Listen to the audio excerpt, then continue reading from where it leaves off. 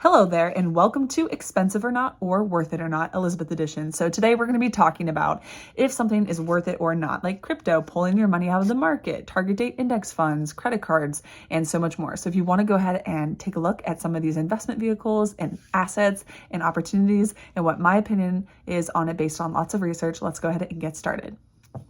All right, so number one, drum roll please. Number one is credit cards. So are they worth it?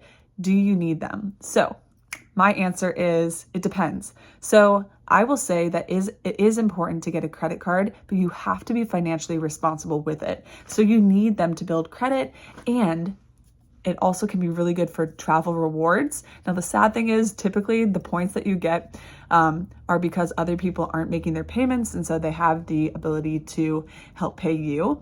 Credit cards can be a dangerous game. 16% is the average interest rate owed if you miss payments and such. And so it's really a dangerous game to play. And a lot of people think they have more money because they have a line of credit, and really you don't have that money. And so I've seen so many people in financial debt and in hard situations and not able to have money to save and to invest and to buy assets. And so if that's you, and if credit cards are tempting to you, you need to figure that out. You have to do the work, and you have to say, hey, I cannot handle these, or I need to figure out how to handle these, and I need to manage this better. But credit cards can be a great tool if you let them. And so I highly recommend checking out rewards. And I also recommend that you using it to build credit so you can get lower interest rates on a house or on some of the big purchases in your life that can save you money over time. So yes. Number two, Roth IRAs. So should you open one? I say yes, yes, yes, yes, yes. This is one of the things that I recommend that every individual open no matter what. And so a Roth IRA is a double tax advantaged account, and you can use it for anything. It is critical for building success, and it is a guaranteed way to make you a millionaire or a multimillionaire, even if just one person does it. So you can have your spouse do it if you're married, and you, which will make you have even more money. But honestly, as soon as you can, open a Roth IRA. The money is taxed before it goes in, but then it's not taxed as it grows, and it's not taxed once you've built up all this wealth and money and millions of dollars. And honestly, it's not that much money each year. So for 2024, the contribution limit will be $7,000 per year per filing person. So I can contribute $7,000. In 2023, it was $6,500. In 2022, it was $6,000. So it does increase sometimes over time, but that's $6,000, $6,500, $7,000 that you can invest, and that's going to make you a millionaire. So if you can just find that, and you're willing to just go along, and you like your job, or you like your lifestyle, or how you're living, or you already feel like you have enough money, just do that. At least do that. Okay, and one more thing, you can actually open a Roth IRA for your child. So I obviously recommend taking care of yourself first, do what you need to do to take care of yourself, but it also can be helpful to open a Roth IRA if you want to for your child once they start working. So a lot of people who own businesses can actually pay their children to help clean the office or do little tasks like that, and it's actually totally fine with the IRS.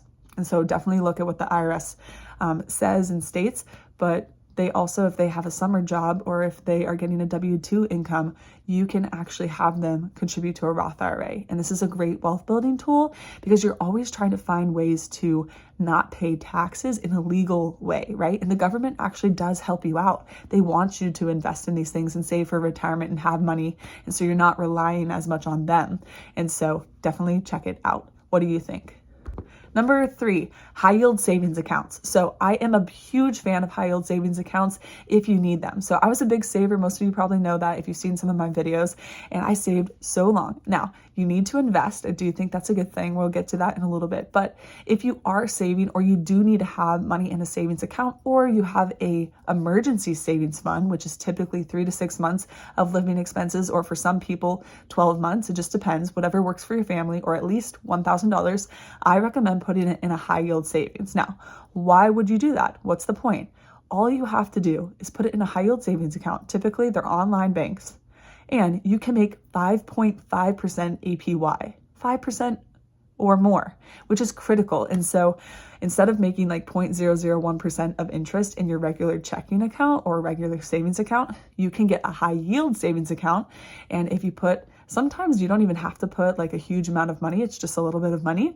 And so you can check that out. I do have a full video on my channel if you're interested in that. And I also do know we just opened another one with Betterment, and they had an offer for new customers for 5.5% APY on that money. So that's critical because it's not invested and you can get that cash anytime, and it only takes a day or two, if that, and it's working for you. You always want your money to work for you. So that's just an extra option. You can use it for your savings account, or if you're using it for something else, for travel, but you still want your money to make a little bit of money, definitely look into that. All right, another one is saving versus spending. So what are my thoughts on that? So I do think it's important. Saving is a good thing, but I think that too many people, and I have been victim to this, can work too hard on saving and not spend enough. So anyone heard of minimalism or things like that, or people who are just super driven and they want to get their goals and they're like, oh man, if we save all this money and we invest all this money, then we are going to be millionaires and we don't have to work and we can do whatever we want and this is awesome. Now that is true, but I think there's a line where you can go, you can be too scared to spend money, right? And so if you are too scared to spend money, or if you're not willing to get yourself new underwear and you have holes in it and stuff, then you need to do that. And so I give you permission, like it is important to save, but you can take anything to an extreme, okay?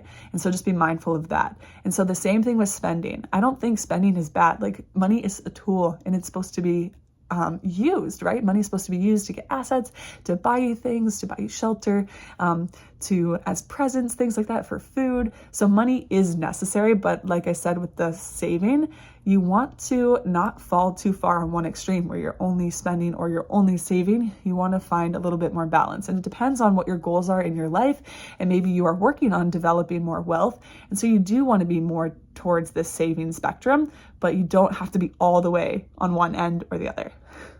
Number 5 is crypto. So what are your thoughts on crypto? Let me know in the comments below.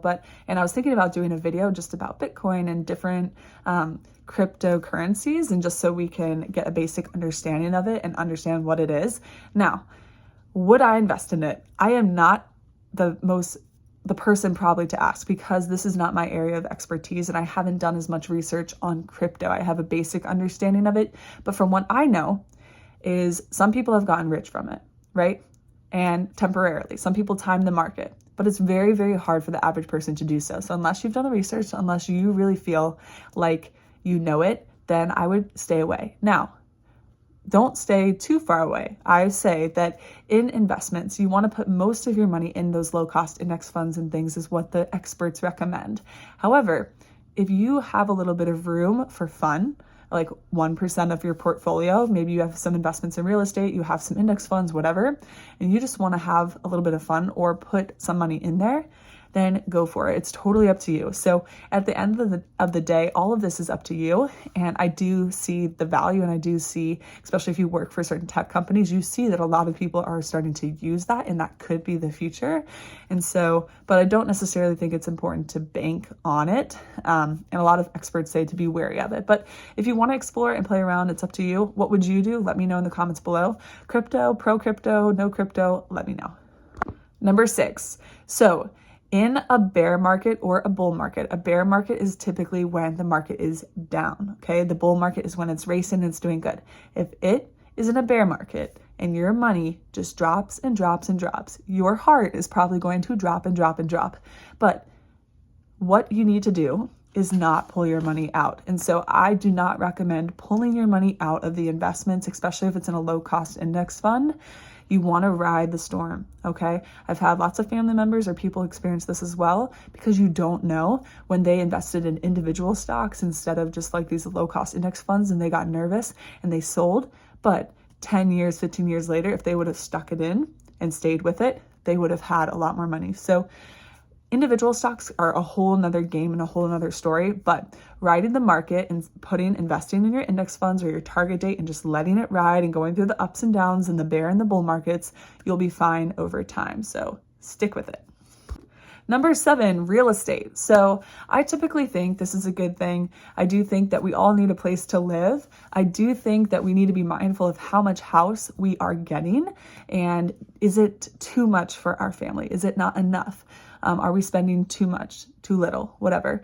And so be mindful with that. It's not always an investment. So real estate can certainly be used for building wealth, for wealth accumulation as an asset, etc. But typically from most successful people, they talk about the homes that they live in.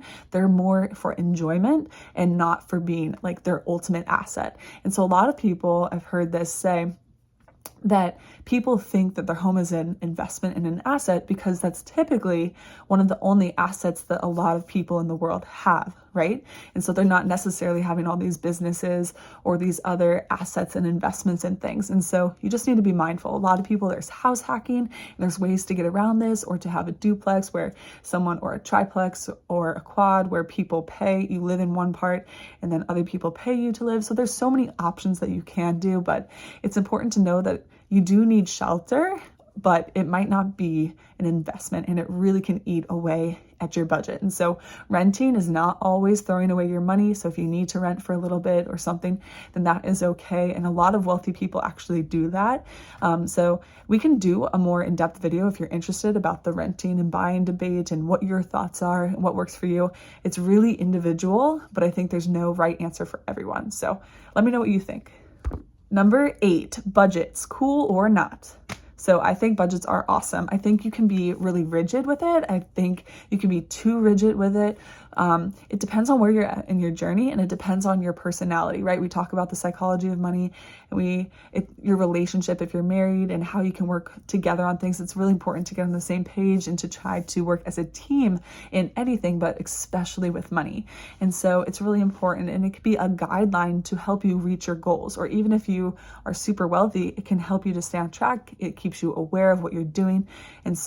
And it helps you to put the money where you want to, right? That's part of it. Or to have more money for what you want down the line. And so budgets aren't meant to be restrictive. They're actually meant to help you. So I like them. Number 9, debt. So thoughts on debt. Typically for the average American, I would say the debt is bad. So don't like it. Don't like debt. I do think we have to have it for certain things. And typically you have it for a home, things like that. But do I think that we have too much debt and that it can hurt families, and it can hurt your health and your stress levels and your life and your livelihood and keep you stuck in those golden handcuffs? Absolutely. And so I would be really mindful with that. But are there people in the world who have used debt as leverage and who have used debt to actually accumulate more wealth? Absolutely. And so there's more research that needs to be done on your part on figuring out what type of person you are and where you are on your journey, and if debt can actually help you, or if you think the debt that you're using is hurting you. So if you have a lot of credit card debt, like that's probably not helping you. But if you're investing in assets and real estate and things, and then they're appreciating and you have more money, then it's probably a good thing. Number 10, side hustles and businesses. So I highly recommend this. So many people have, and I think it's really important to step into this. So entrepreneurship can be a really scary thing, and a lot of entrepreneurs and businesses fail, but it's the backbone of America and the world, and it gives you freedom and choice. And so there's a lot of things you have to do if you run your own business or if you are an entrepreneur. Now, owners, it's a different level. You could get to being an owner, and typically that's where you can make a lot of wealth and you still have a lot of time.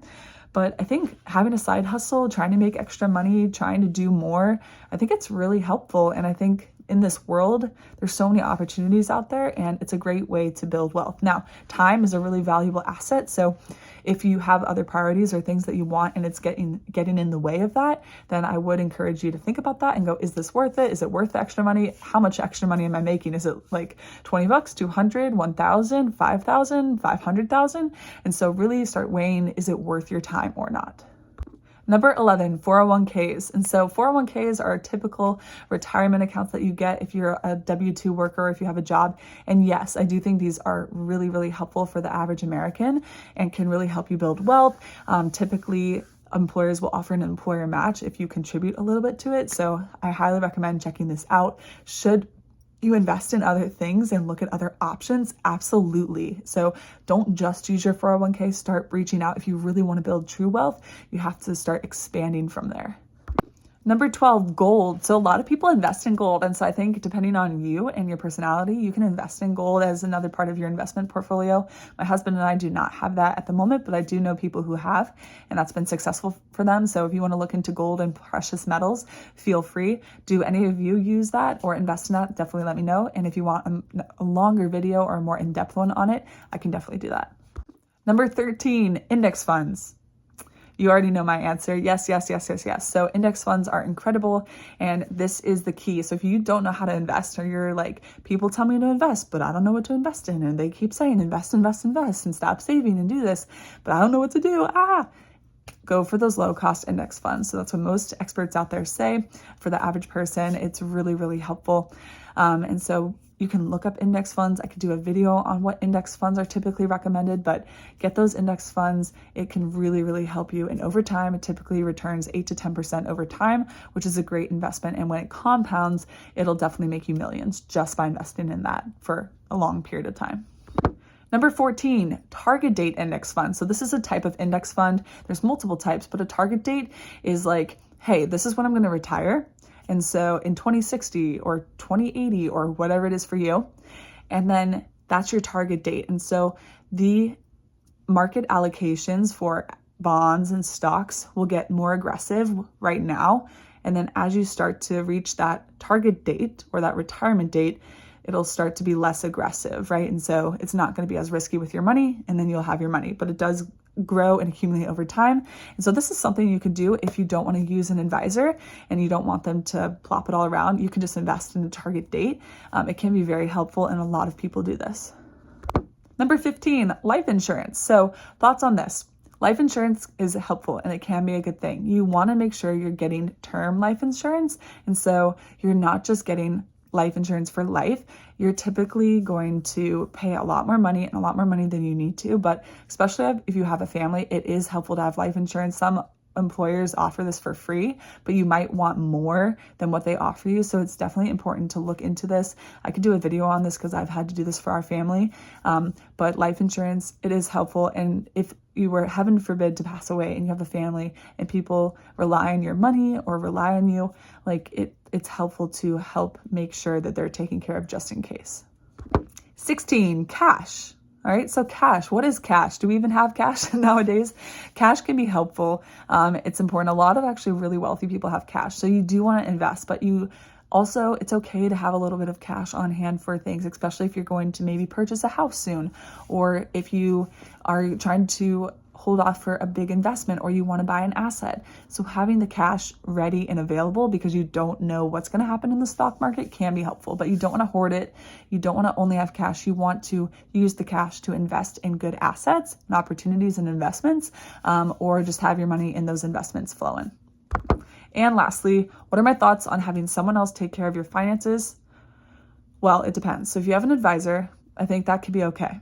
Now, if you have a fee, which typically if you have an advisor, it's going to be a fee. You want it definitely less than 1%, but even 1% will eat at your money. And you could say, well, they're going to make me more money than I can make on my own.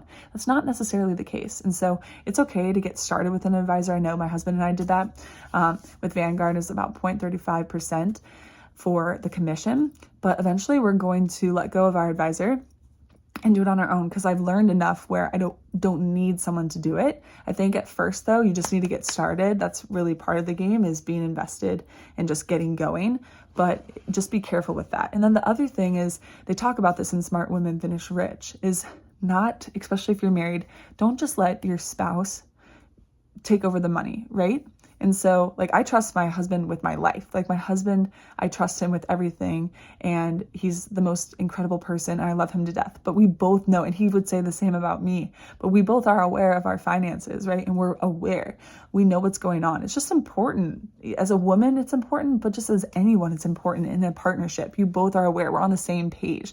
Just like in anything, with our kids, with our goals, with our habits, with our life and what we want and our values and our missions, like, we just need to be on the same page, right? Or at least aware of what's going on and what the other person's doing. And that's been critical for our relationship. We're just super open and honest about everything. And so just know, right? And so you just, like, you could assume that your husband's doing something, or if you're a husband, you could assume your wife is doing something with the money.